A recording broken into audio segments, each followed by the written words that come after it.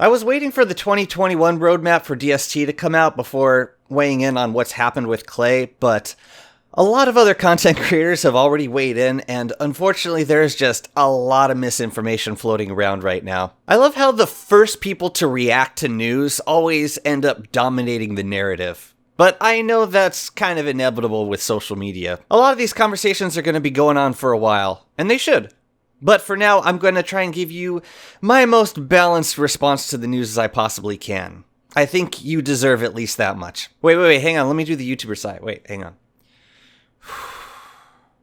Okay, that was pretty solid. So, on Friday, January 22nd, the owner of Klei announced that they have reached a deal to sell a majority stake of their company to Tencent, one of the largest games publishers in the world. It is a massive stakeholder in most of the world's major game developers, including Riot, Epic, and Activision. As part of the agreement, Klei will retain complete autonomy over their studio, their production, and their operation. And as of right now, there have been no changes to any personnel or really any facet of their business. This decision was made in part to provide more support to their Chinese players, which has become an expanding part of their customer base. But it also very likely provides a big safety net to their operation and all of their employees. Now, as a content creator, I'm privy to exactly the same information as you are, but from what I do understand, I will try to navigate through the changes as best I can. As far as development of Don't Starve Together, I expect much of what we've seen recently to continue in the coming year, and the roadmap getting released next week will most likely reaffirm that. For the time being, Klei still controls every aspect of their production, so they will still be deciding what new content gets added and how it's going to be implemented. They made it very clear that paramount to their relationship with Tencent was their ability to retain creative control. Tencent has thus far been complacent with this arrangement, and I am aware that they have made similar promises to other studios in the past and very gradually just exerted control over time. This has just historically been their style. Unfortunately, there's just no way of knowing at this time if that's going to happen with Klei, and honestly, I have no idea how much power they would have in such a situation if Tencent tried to control development further down the line. I've got a degree in jazz performance, not an MBA. We will probably see an increase in game updates and content releases, as Klei will very soon have more resources to expand development. And this was probably the most forefront thought in the mind of Mr. Chang when he signed this agreement. This is the best case scenario, but again, it's just too early to tell. Now, how does this affect you? You still own all the games you bought. You can still play them and enjoy them just as you always have. In the description, I'm going to post Klei's current privacy policy, which outlines what information they share and in what circumstances they share it. This policy has not changed. And if it were to change, Klei would be obligated to communicate that. Klei does not share personal information, and most of the generic information shared is done under very strict guidelines for the purposes of providing support and preventing fraud. Now, amidst the dumpster fire of a backlash that's happened following this announcement, there are a couple of concerns I see popping up again and again. I'm not qualified to address some of the more broader concerns, but I would like to take a moment to address the most dominant one. The main accusation is that Klei is either lying to us or has been willfully deceived. Because Tencent now owns a majority stake, they can do whatever they want with the company, make any decisions on behalf of Klei. And it follows from that they're going to use their power to turn Klei into a money farm that outputs trash games. If you are already convinced that Klei will not retain their autonomy after the owner just told you that they will, then nothing I say here is going to change your mind. They have brokered a deal with Tencent where they retain complete control over their staff, their studio, and their product. You and I are not privy to this deal. And I, for one, have not read Klei's bylaws regarding how their board members make decisions on behalf of the company. To be fair, this is the big unanswered question, and I do share some aspects of this concern. If Tencent decides at some point that they want to move Klei in a different direction, what's to stop them? Can Klei just exit the agreement? Can they demand a buyout at any time? What exactly is their legal power in this situation? I mean, how absolutely certain are they that they will retain autonomy? The answer thus far is that we don't know. I've reached out to Klei offering my platform for an interview, but they declined. Basically offering up what Joe has said on the forums that, quote, most any question we have seen that we can reasonably answer was already addressed in the original post. We said everything we can at this point. Really.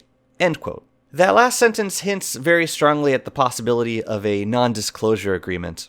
But regardless, this is all that we're likely to learn about the deal. That said, this presumptive takeover of development by Tencent is far from inevitable. While there are plenty of examples of games that Tencent has influenced, it's important to realize that Tencent is a massive stakeholder in the gaming industry, and for the majority of their investments, they are really nothing more than investors. But aside from Tencent's history, we have the word of Klei. And you know what?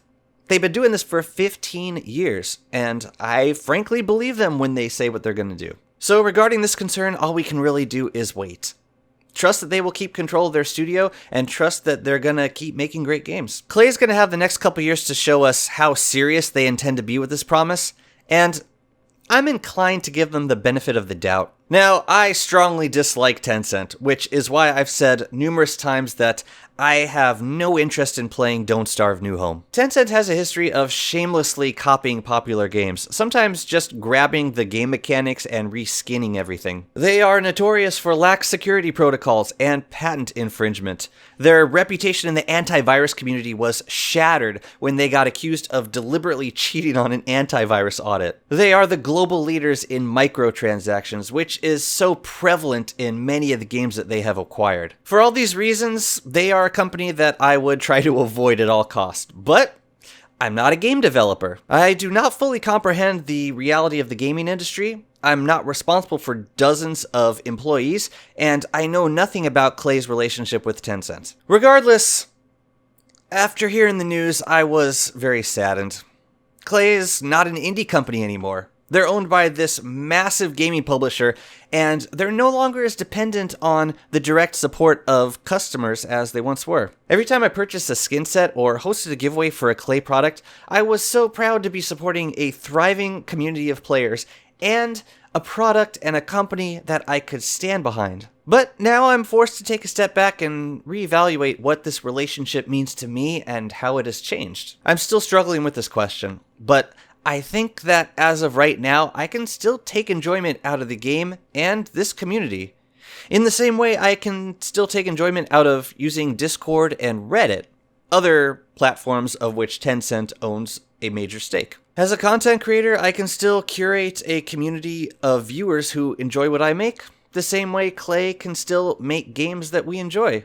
That is not changed by who owns Klei. And at the end of the day, I need to accept that I just don't see the big picture of this decision, and I likely never will. That doesn't stop me from grieving, because in a big way, I just lost my favorite indie company to this sprawling conglomerate. But it also doesn't change the satisfaction I get from everything I do here and on Twitch, and it doesn't change my love for the game and the people with whom I play. I need to trust that the owner of Klei made this decision with the best interest of his company, his product, and most importantly, his customers in mind. I need to be hopeful that this will make the game more popular and more successful, and that it won't change for the worst. Some of you will choose to boycott Klei over this decision, and you know what? I respect that. I think every customer has a justifiable desire to make ethical choices with their purchases. It is very, very difficult to be an ethical buyer in this age of global commerce, and it is almost impossible to not support unethical companies in some form. Every time you use Reddit, Discord, play your favorite games, or watch your favorite movies, you are most likely patronizing Tencent. The issues with Tencent are global in nature, and while customer influence is just as strong as it's always been, a lot of these changes need to take place through international advocacy groups and national policymakers. So it's up to each of us to decide whether we want to punish smaller companies who have similar ethical decisions to make with the companies with whom they do business. I still think that Klei is one of the good ones, and despite these difficult decisions that they make at the highest level of their organization, they still make games that are gems in the industry. And I have complete faith that if an outside investor ever truly challenged their ability to produce what we've come to love about their work, that they will back away from the precipice. I will continue to move forward with that hope, and I'm asking you all to do the same. Please, wait until we have a clearer view of the future. We got a big roadmap for DST coming out next week, and it's going to show very clearly how Klei plans to move the game forward. By all means, be vigilant. Look out for privacy policy changes, pay-to-win microtransactions, sketchy third-party launchers. But until these fears actually manifest, maybe we don't need to get caught up in all the paranoia and the misinformation of this moment. Klei is not sending your personal information to the CCP. You are not funding the genocide of Uyghurs when you buy a Chester plushie from the Klei store. And by the way, when a content creator plays Minecraft Bed Wars while telling you that Klei is now funding CCP concentration camps, then ends their video with a fucking joke about concentration camps, maybe we should reevaluate how seriously they are treating the subject. Please do your own research and don't believe every goddamn YouTube video you watch. That includes this goddamn YouTube video. Because we need a place to continue this discussion, I'm offering up the comments section here and my Discord. Please keep this subject away from the rest of my content. I really don't want to scare away newcomers to the game. As always, I really value your opinions and your insight, and I never take your support for granted. It's honestly one of the only things driving me to keep making content. That, plus my faith in Klei. Why don't you join me? Take some faith in Klei. At the very least, give Klei the chance to make good on their promises. Let them walk the walk. It's what they've done so far, and I feel like I owe them at least that much. Thanks for listening.